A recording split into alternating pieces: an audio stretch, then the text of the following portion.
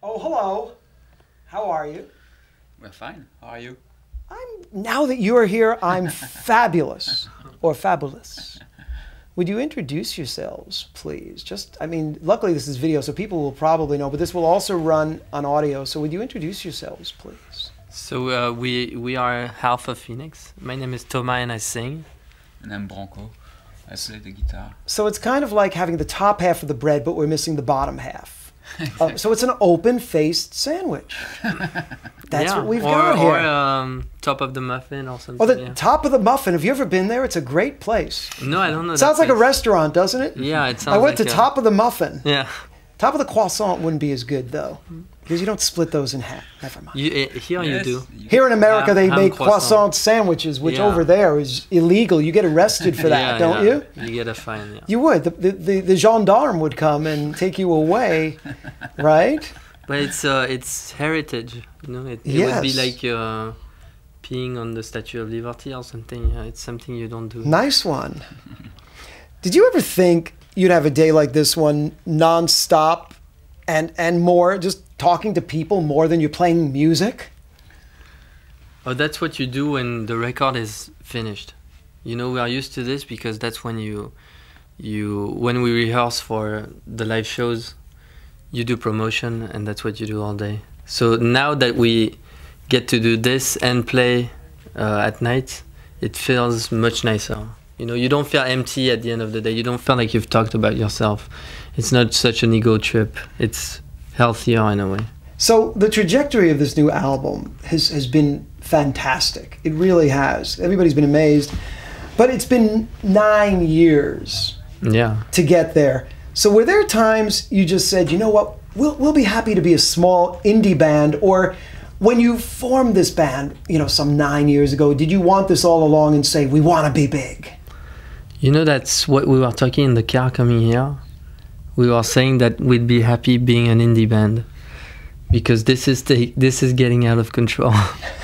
And so I guess we don't mind that it's getting out of control. It's, in a way, you want the most people possible to listen to your music. But then we really do music to please ourselves, not to... I mean, we forgot about the idea that we want to please everyone, you know? So we are just comfortable with the idea that we can be an indie band and we're satisfied with this. The mainstream thing is dangerous. It's a little scary. We're a little scared right now. The first thing everybody wants to ask you about, I've listened and watched a lot of interviews, is the whole French thing, right? But I'm more interested in what's in the air in Versailles, because it's you and our friends Air and Daft Punk.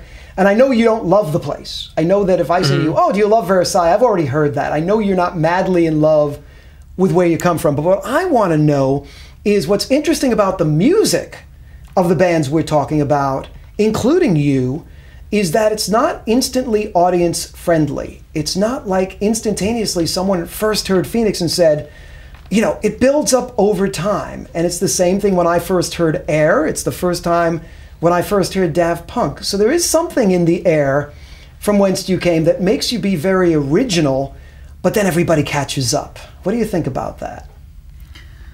It's a good compliment. I think we were raised in a place where we were surrounded by beauty and boredom, and the two things combined, they produce this.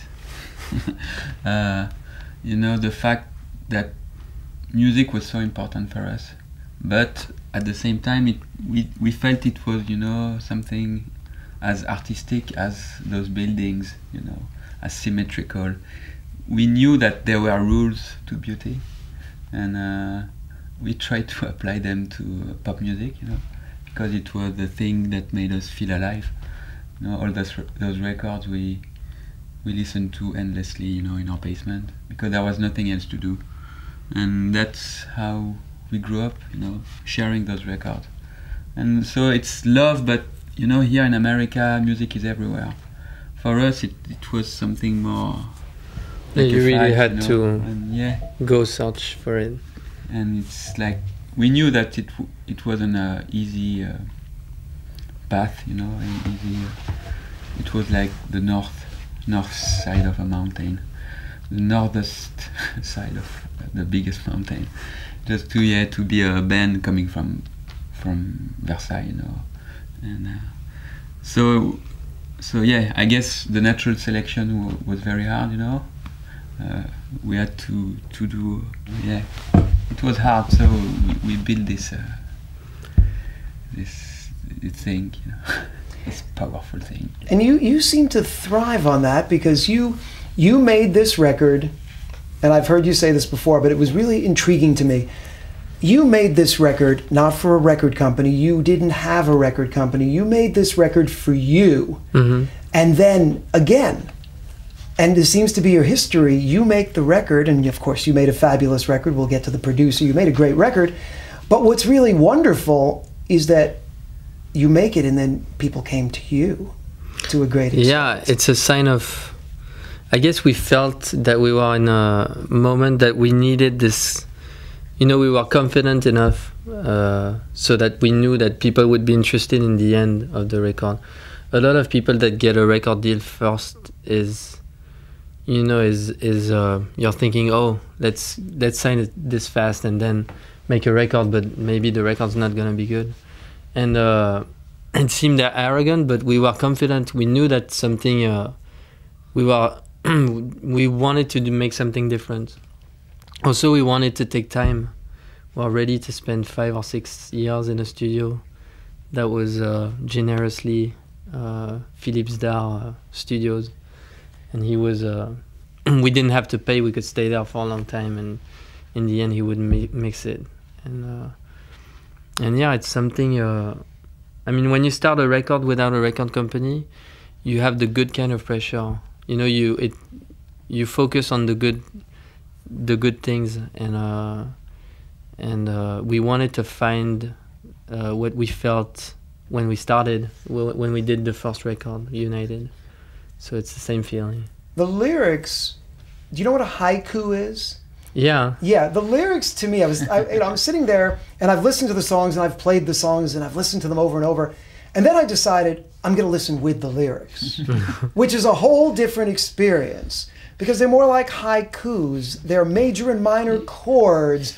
There's repetition of words. Especially There's the Love Like a accent Sunset. along with that. Yeah. So, you're gluing a lot of elements together to make these songs. And I don't think there's any rhyme or reason to the glue. I think you just kind of make them and then it all, once again, obviously you craft and you think about it, but even the way you write them, it's very obvious to me that a lot of it is like a haiku. It's kind of what you were feeling at the moment.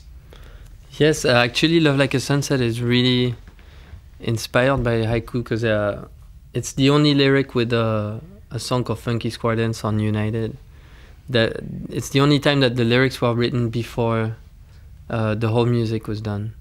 So it was really, we wanted something very symmetrical, we wanted something almost, if you put it on paper, you can give it to your grandma or something, that was the idea. There was also other inspiration. There's a Brodigan poem that's called The Love Poem. It's very symmetrical, it's beautiful, and I had a copy in my room, so I guess it was there all the time, so I really wanted to find that shape again. And all the lyrics, we like it when they're really hermetic in a way, when they're pretty they're open enough so that people can put some sort of added value, they can put their own life in them. And that's the thing we felt when we discovered music being French. When I was hearing the Beach Boys lyrics or Prince lyrics when I was 12, I had no idea what they were talking about, but I would think they would talk about my life. I would think it was really